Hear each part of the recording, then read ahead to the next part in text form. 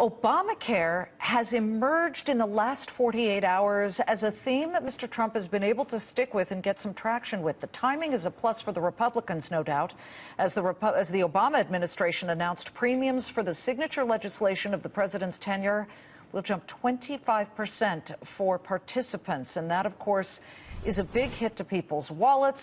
And here you have it, a new poll, CNN, showing Trump has narrowed the race with Clinton, who still leads by 5 points nationally as we quickly approach the general election. We're going to keep our cameras trained on the Millionaire Hangar.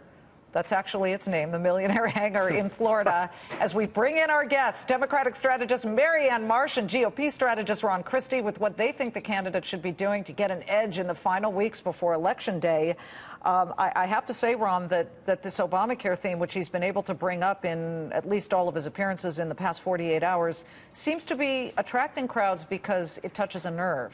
Does this sort of mark a turning point for him if he can stick with it? If he can stick with it, good afternoon, Liz. I think it is. This is a bombshell revelation. You're talking about the city of Philadelphia that now only have 2 companies providing coverage for their, of course, nearly 1 million population in that area of the country.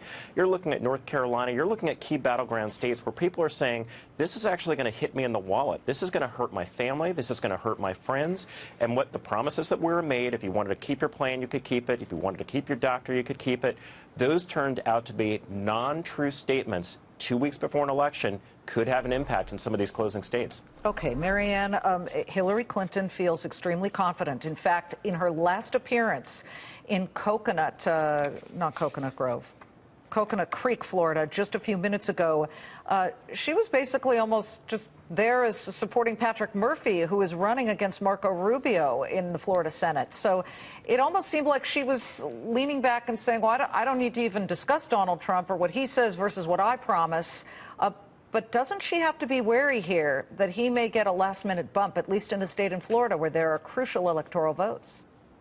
Well, I think she's doing far more than that, Liz. I mean, the fact is the event across Coconut Creek, right across the street, was an early voting location. So everybody at that event was going to go across the street to vote.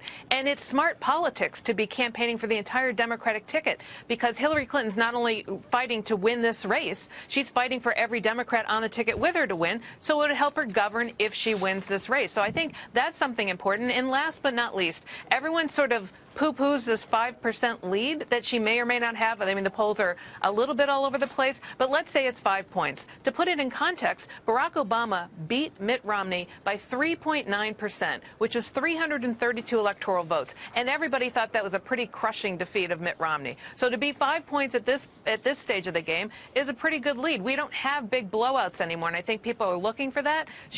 No doubt she's on offense, playing in states that Republicans normally win, trying to bring senators, governors, and congressmen with her, but she needs to do that because of all the language Donald Trump has used about the election being rigged and maybe not accepting the results on election night. If she can win, the bigger the win, the less likely it is that Donald Trump can successfully make that argument and delegitimize her as the first woman president if she does win this election. Well, momentum isn't math, as Julie Roginski once said, and I quote it often.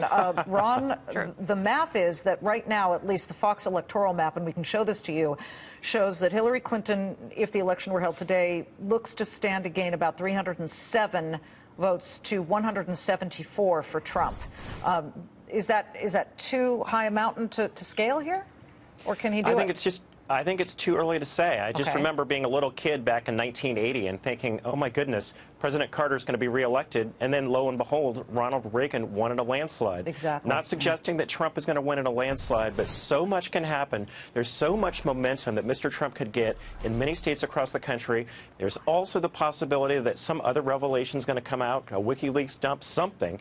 We still have a lot more to go, Liz. 14 days. A lot more can happen. And again, you're looking at a live picture of Sanford, Florida. That is Mr. Trump's plane. We are waiting for him to emerge from there and speak to a very large crowd, Mary Anne. To Hillary Clinton, what does she continue to do with these WikiLeaks dumps? Now they're just saying we can't verify them and we can't legitimize them because there's just not enough time, which is sort of as I've said, it's sort of a hollow answer, isn't it, or at some point, or does it simply work for her and she just won't even attempt to talk about these emails? Well, look, I think what's so disappointing about all of this is it's exactly what the Russians want us to do. And I remember not that long ago when every media outlet would triple check everything. 3 verifications before they said or raised anything. Put it in a newspaper, put it on air, anything like that. And so I think to report on this, acknowledge it, verify it in any way is exactly what the Russians want us to do. And I think that's pretty shameful. And I think they're trying to undermine our election. And frankly, that's outrageous. So I think the Clinton campaign's doing the right thing by just ignoring it, because to do anything else is to do exactly what the Russians want. And there's no doubt it's the Russians. Everybody's proven it. Every agency's proven it, from the president to the CIA to the FBI to the DNI. Well, there's no disputing it. What's interesting too, why would we want to play into their hands? What's interesting too is that Donald Trump has not really mentioned Vladimir Putin lately, and when I say lately, that's the past 48 hours. He's going with Obamacare now. Ron, Mary Anne, thank you very much.